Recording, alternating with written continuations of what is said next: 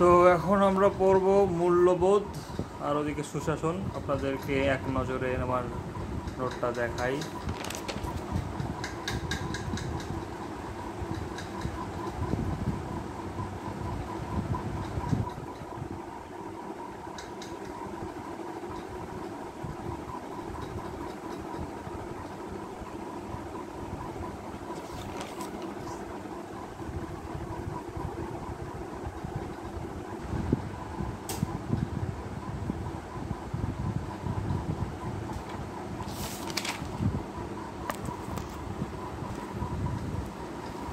তো এখানে দেখতে পাচ্ছেন মূল্যবোধ।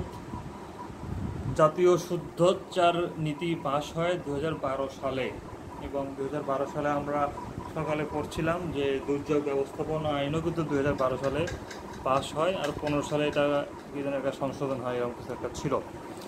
যাই হোক, এরপর দুর্যোগ ব্যবস্থাপনা আইন হয়েছিল 2012 সালে এবং নীতিমালা হয়েছিল 2015 সালে।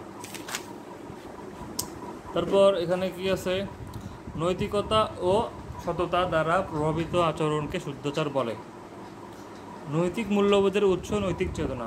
নৈতিক মূল্যবোধের উৎস নৈতিক চেতনা। জাতিসংঘের যে দুর্নীতি বিরোধী কনভেনশন আছে তার নাম ইউএনকাক, UNCAC, United Nations convention against corruption. United Nations convention against corruption.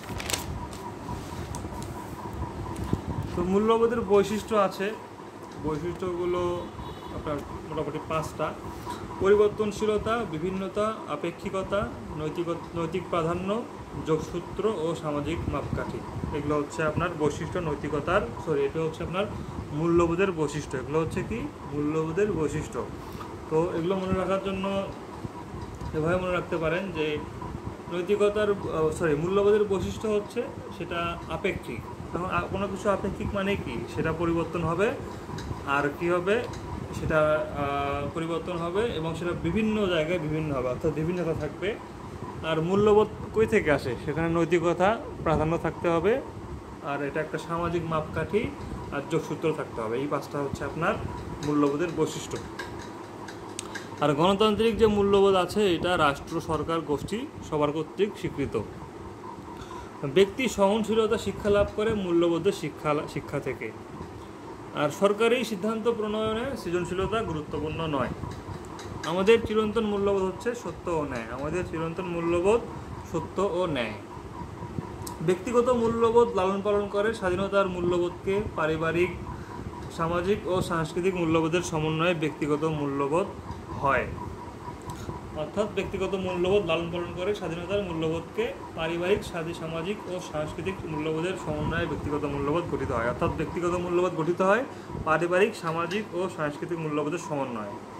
তারপর একজন প্রশাসকের মৌলিক মূল্যবোধ হচ্ছে জনকল্যাণ। অর্থাৎ একজন প্রশাসক যে আছে, ডিসি বা যে কেউ হতে পারে, তার মৌলিক যা আপনার মূল্যবোধ সেটা হবে জনকল্যাণ। এর মধ্যে পড়বে স্বচ্ছতা, জবাবদিহিতা ও ন্যায়পরায়ণতা। সামাজিক মূল্যবোধ ভিত্তি হলো আইনের শাসন, সামাজিক ন্যায় বিচার, সহনশীলতা, নীতি ইত্যাদি। সামাজিক মূল্যবোধের ভিত্তি আইনের শাসন, সামাজিক ন্যায় বিচার, সহনশীলতা ও নীতি ইত্যাদি। মূল্যবোধ বাহ্যিক ও অভ্যন্তরীণ আচরণ নিয়ন্ত্রণ করে। মূল্যবোধ বাহ্যিক ও অভ্যন্তরীণ আচরণ নিয়ন্ত্রণ করে। মূল্যবোধ কি আইনের ভিত্তি। মূল্যবোধ আইনের ভিত্তি, আর আইন হচ্ছে আপনার সুশাসনের ভিত্তি। মূল্যবোধ শিক্ষার অন্যতম লক্ষ্য হচ্ছে সামাজিক অবক্ষয় রোধ করতে। মূল্যবোধ শিক্ষার অন্যতম লক্ষ্য হচ্ছে সামাজিক অবক্ষয় রোধ করা। আর প্রতিটি শিশু ব্যক্তিগত মূল্যবোধ নিয়ে জন্মায়। প্রতিটি শিশু ব্যক্তিগত মূল্যবোধ নিয়ে জন্মায়। আর মূল্যবোধের যে চালিকা শক্তি সেটা হচ্ছে আপনার সংস্কৃতি। মূল্যবোধের চালিকা শক্তি সংস্কৃতি, আর লক্ষ্য হচ্ছে সামাজিক অবক্ষয় রোধ করা, অন্যতম লক্ষ্য। রাষ্ট্রীয় জীবনে মূল্যবোধের দিক নির্দেশক সংবিধান। মূল্যবোধের একটি প্রকার সুশাসন এবং এটিও নির্ধারিত হয় নৈতিকতার মাধ্যমে। মূল্যবোধের একটি প্রকার সুশাসন এবং এটিও নির্ধারিত হয় নৈতিকতার মাধ্যমে। গণতন্ত্রের শ্রেষ্ঠতম মূল্যবোধ হচ্ছে সহনশীলতা। গণতন্ত্রের শ্রেষ্ঠতম মূল্যবোধ হচ্ছে সহনশীলতা। গণতন্ত্রের পূর্বশর্ত আইনের শাসন। গণতন্ত্রের পূর্বশর্ত আইনের শাসন। সামাজিক ন্যায় বিচার ব্যক্তি স্বাধীনতার রক্ষা কবচ। সামাজিক ন্যায় বিচার ব্যক্তি স্বাধীনতার রক্ষা কবচ। তো সামাজিক ন্যায় বিচার ব্যক্তি স্বাধীনতা রক্ষা কবচ। অর্থাৎ সমাজে যদি এরকম ন্যায় বিচার না থাকে তাহলে ব্যক্তির যে স্বাধীনতা সেটা কিন্তু রক্ষা হয় না, অর্থাৎ সামাজিক ন্যায় বিচার রক্ষা করতে হবে, এটাই হচ্ছে ব্যক্তি স্বাধীনতার রক্ষা কবচ। তো সামাজিক মূল্যবোধের মধ্যে পড়বে শিষ্টাচার, সততা, সহনশীলতা, ন্যায়পরায়ণতা ইত্যাদি। আর রাজনৈতিক মূল্যবোধের উদাহরণ হচ্ছে সংখ্যালঘিষ্ঠের মতের প্রতি সংখ্যাগরিষ্ঠের সহিষ্ণু আচরণ। এটা অনেক ট্রিকি, দেখেন যে রাজনৈতিক মূল্যবোধের মধ্যে পড়বে কি, সংখ্যালঘিষ্ঠের মতের প্রতি সংখ্যাগরিষ্ঠের সহিষ্ণু আচরণ। আধুনিক মূল্যবোধ বাল্যবিবাহ বন্ধ করা, সতীদাহ প্রথা বন্ধ করা, এটা হচ্ছে আধুনিক মূল্যবোধ। নৈতিক মূল্যবোধের মধ্যে পড়বে বিপদগ্রস্তের পাশে দাঁড়ানো, ঋণগ্রস্তকে সাহায্য করা ইত্যাদি। নৈতিক মূল্যবোধের মধ্যে পড়বে বিপদগ্রস্তের পাশে দাঁড়ানো, ঋণগ্রস্তকে সাহায্য করা। এ ক্রিসমাস ক্যারল, এটা চার্লস ডিকেন্স, এটা হচ্ছে নৈতিকতার বই। ব্যক্তিগত মূল্যবোধ সমাজের ভিত্তি হিসেবে কাজ করে, ব্যক্তিগত মূল্যবোধ সমাজের ভিত্তি হিসেবে কাজ করে। রাষ্ট্রের সকল উন্নয়নের জন্য সুশাসন আবশ্যক, এটা হচ্ছে বলেছেন মিশেল ক্যাম্পডেমাস। রাষ্ট্রের সকল উন্নয়নের জন্য সুশাসন আবশ্যক, এটা বলেছেন মিশেল ক্যাম্পডেমাস। এরপর মূল্যবোধের চালিকা শক্তি হচ্ছে কি, সংস্কৃতি। তারপর সভ্যতার অন্যতম প্রতিচ্ছবি হচ্ছে কি, সমাজ। ম্যাকাইভার বলেছেন আমরা যা সেটাই আমাদের সংস্কৃতি এবং আমাদের যা আছে সেটাই হচ্ছে সভ্যতা। সংস্কৃতির উপাদান কি, ভাষা, প্রতীক, মূল্যবোধ ইত্যাদি। আইন উপাদান নয় কিন্তু। দ্য সোশ্যাল কন্ট্রাক্ট লিখেছেন রুশো। যৌতুক নিরোধ আইন 1980 সালে হয়, সংশোধন 2018 সালে। 1980 এখানে 8 আছে, 2018 এখানেও 8 আছে, তো 1980 আর হচ্ছে 2008 যৌতুক নিরোধ, 2018 আর 1980 যৌতুক নিরোধ আইন। আর নারী ও শিশু নির্যাতন দমন আইন চালু হয় 2000 সালে। নারী ও শিশু নির্যাতন দমন আইন চালু হয় 2000 সালে।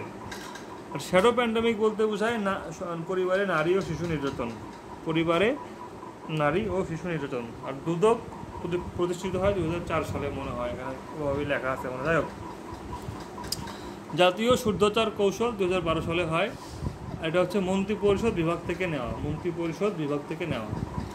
মেরিডো কনভেনশন, এটা হচ্ছে কি ইউএন কনভেনশন এগেইনস্ট কারাপশন স্বাক্ষরিত হয়, ইউএন কনভেনশন এগেইনস্ট কারাপশন উনকাক, এটা হচ্ছে মেরিডা কনভেনশনের মাধ্যমে স্বাক্ষরিত হয়। নিরাপদ খাদ্য আইন 2013 সালে। তো শুদ্ধাচার আইন 2012 সালে, নিরাপদ খাদ্য আইন 2013 সালে, আবার দুর্নীতি 2004 সালে, আর 1980 সালে ওই যে যৌতুক বিরোধী, আর 2018 সালে সংশোধন হয়।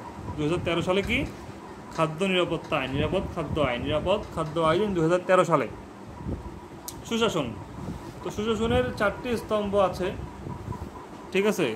এই 4টি স্তম্ভের মধ্যে পড়বে হচ্ছে, এগুলো বিশ্বব্যাংক বলছে আর কি, 1989 সালে প্রথম তারা এগুলো আর কি ইউজ করছে। তো 4টা স্তম্ভ কি, প্রথম দুটা হচ্ছে সমাজ নিশ্চিত করবে, রাষ্ট্র নিশ্চিত করবে, পরের দুটা ব্যক্তির দায়িত্ববোধ। যেমন প্রথম দুটা কি, যে হচ্ছে আপনার স্বচ্ছতা আর আইনি কাঠামো থাকবে, এটা হচ্ছে রাষ্ট্র নিশ্চিত করবে, স্বচ্ছতা, আইনি কাঠামো। আর বাকি দুটো হচ্ছে দায়িত্বশীলতা, অংশগ্রহণ, দায়িত্বশীলতা, অংশগ্রহণ, স্বচ্ছতা আর আইনি কাঠামো। আচ্ছা, তারপর সুশাসনের মূলনীতি হচ্ছে স্বচ্ছতা ও জবাবদিহিতা। সুশাসনের মূলনীতি স্বচ্ছতা ও জবাবদিহিতা।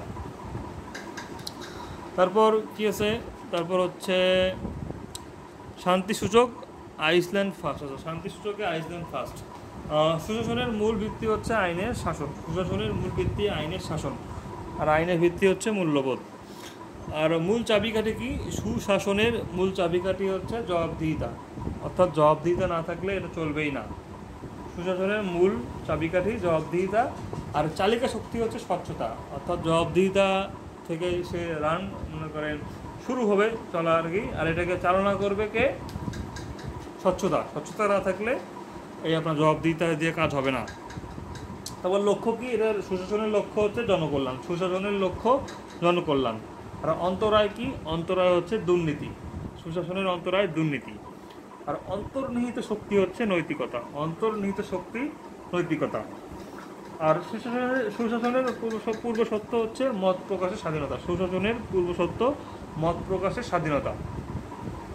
গভর্নেন্স শব্দটি গ্রিক শব্দ কুবর্ণ থেকে এসেছে। প্লেটো তার রিপাবলিক বইয়ে সদ্গুণ বলতে বুঝিয়েছেন সততা, আত্মনিয়ন্ত্রণ, সাহস আর প্রজ্ঞা। তো এখানে দুইটা জিনিস ব্যক্তি নিজে অর্জন করে, সাহস আর প্রজ্ঞা, আর বাকি দুটা তার মাঝে বিল্ট ইন, সততা ও আত্মনিয়ন্ত্রণ। সততা ও আত্মনিয়ন্ত্রণ আর হচ্ছে কি সাহস আর প্রজ্ঞা, সাহস আর প্রজ্ঞা, এটা হচ্ছে প্লেটোর সদ্গুণ, রিপাবলিক বইয়ে তিনি বলছেন। জাতিসংঘের মতে সুশাসনের লক্ষ্য হচ্ছে,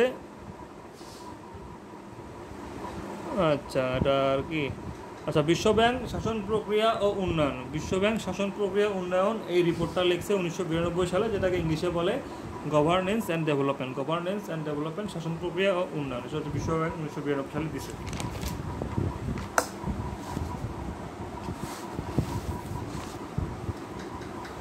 এরপর দেখি আমরা যে ইউএনডিপি সুশাসনের সংজ্ঞা প্রদান করে 1997 সালে, ইউএনডিপি 1997 সালে সুশাসনের সংজ্ঞা প্রদান করে। তারপর অংশগ্রহণ সংগঠনের স্বাধীনতাকে নিশ্চিত করে, অংশগ্রহণ সংগঠনের স্বাধীনতাকে নিশ্চিত করে। সুশাসনের সবচেয়ে গ্রহণযোগ্য সংজ্ঞা দিয়েছে ম্যাককর্নি, সুশাসনের সবচেয়ে গ্রহণযোগ্য সংজ্ঞা দিয়েছে ম্যাককর্নি। তারপর হচ্ছে তিনি বলছেন সুশাসন বলতে রাষ্ট্রের সঙ্গে সুশীল সমাজের, সরকারের সঙ্গে শাসিত জনগণের, শাসকের সঙ্গে শাসিতের সম্পর্ক বোঝায়। জনগণ রাষ্ট্র প্রশাসনের সঙ্গে ঘনিষ্ঠ প্রত্যয় হচ্ছে সুশাসন, জনগণ রাষ্ট্র সুশাসনের পুরুষত্ব হচ্ছে অর্থনৈতিক ও সামাজিক উন্নয়ন, সুশাসনের পুরুষত্ব কি অর্থনৈতিক ও সামাজিক উন্নয়ন। তবে সুশাসন নিশ্চিত করতে হোয়াইট পেপার পাবলিশ করে ইউরোপিয়ান ইকোনমিক কমিউনিটি, শাসন বিভাগ জবাবদিহি করে আইন বিভাগের নিকট। সুশাসনের উপাদান এটা জাতিসংঘ বলছে 8টা, ইউএনডিপি বলছে 9টা, যারা একটু বড় বড় পার্টি তারা বেশি করে বলছে, জাতিসংঘ 8টা, ইউএনডিপি 9টা। তারপর ওয়ার্ল্ড ব্যাংক বলছে 6টা, ওয়ার্ল্ড ব্যাংক বলছে 6টা, জাতিসংঘ 8টা, ইউএনডিপি 9টা। আর এডিবি, কৌটিল্য আর আইডিএ, এডিবি আইডিএ কৌটিল্য এরা বলছে 4টা করে, আর এএফবি আর ইউএনএইচসিআর বলছে 5টা করে। তাহলে সবচেয়ে বেশি বলছে কারা? ইউএনডিপি 9টা বলছে, তারপর ওয়ার্ল্ড ব্যাংক বলছে 6টা, 8টা বলছে জাতিসংঘ, আর 5টা বলছে ইউএনএইচসিআর আর এএফবি, 4টা বলছে কৌটিল্য, আইডিএ আর এডিবি। আচ্ছা, সুনাগরিকের 3টা গুণ, এটা হচ্ছে বুদ্ধি, বিবেক, আত্মসমর্পণ। সরকার কর্তৃক জনসম্মুখে কোনো গুরুত্বপূর্ণ বিষয় এর তথ্য বিবরণী প্রকাশকে বলা হয় শ্বেতপত্র। অর্থাৎ সরকার কর্তৃক জনসম্মুখে কোনো গুরুত্বপূর্ণ বিষয়ের তথ্য বিবরণী প্রকাশ হচ্ছে শ্বেতপত্র। ব্রিটেনের শ্বেতপত্রকে পার্লামেন্টারি পেপারস বলা হয়। নীতিপত্র কি? সমস্যা মোকাবেলার জন্য নীতি। কৌশলপত্র পরিকল্পনা বাস্তবায়নের বিস্তারিত কৌশল ব্যাখ্যা। তো নীতিপত্র কি? সমস্যা সমাধানের জন্য নীতি। নীতিপত্র কি?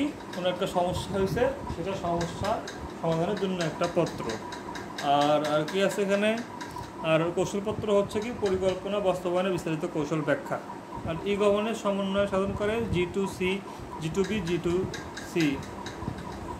আচ্ছা, সমন্বয় সাধন করে 3টাতে, G2 গভর্নমেন্ট টু গভর্নমেন্টে, গভর্নমেন্ট টু বিজনেসম্যানে, গভর্নমেন্ট টু সিটিজেনে।